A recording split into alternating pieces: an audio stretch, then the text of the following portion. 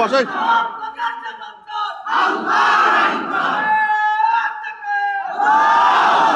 একেবারে সোজা কথা, জমিদার আইন চলবে না। আল্লাহ জমিন আল্লাহ আইন আইন করার সামনে আসবে। এই দুই ছেলেগুলো তোমার সামনে ওই সাইড থেকে সোজা মিছিল করলে হবে, সামনে আসবে সবাই মিলিত